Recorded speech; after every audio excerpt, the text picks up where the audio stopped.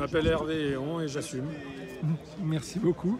Alors Hervé, justement, vous faites partie de ceux qui seront sous contrôle judiciaire, peut-être par la suite mis en examen. Ça ne vous fait pas peur? Alors, non du tout, c'est sans stress. Pour l'instant, donc, je ne suis ni mis en examen, ni sous contrôle judiciaire. Ça, c'est le juge qui va en décider tout à l'heure.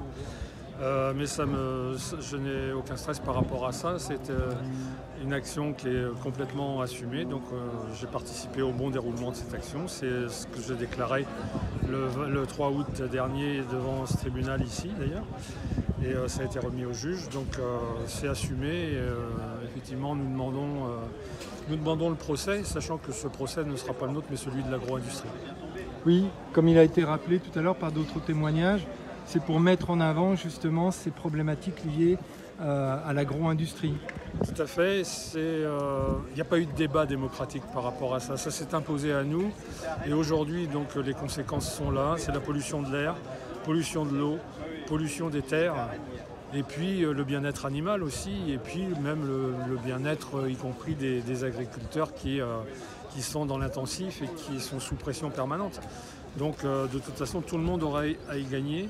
Donc nous, ce qu'on souhaite, c'est qu'il y ait un débat démocratique sur le sujet, que dans un premier temps, dans le cadre de la loi d'orientation agricole qui va être discutée à l'Assemblée d'ici la fin de l'année, il y ait un moratoire de prononcé sur les fermes-usines. Pour l'instant, les préfets donnent des autorisations à tour de bras. Et comment vous l'expliquez ça? Parce que le gouvernement parle justement de transition énergétique, de mettre justement faire des lois liées à l'environnement qui soient plus préservées. Tout ça, c'est de la communication selon vous?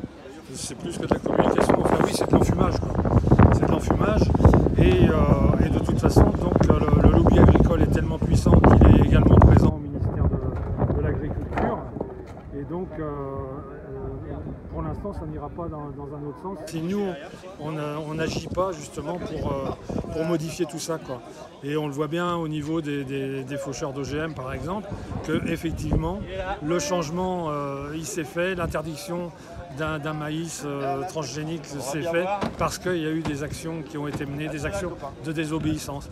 Alors certains en ont payé le prix fort un petit peu, mais c'est le prix à payer. Et moi, personnellement, je n'aurai pas de repos tant qu'effectivement il n'y aura pas au moins ce moratoire, sachant que moi j'en réponds devant mes enfants et mes petits-enfants, et qu'il est hors de question que je reste les bras ballants, quoi.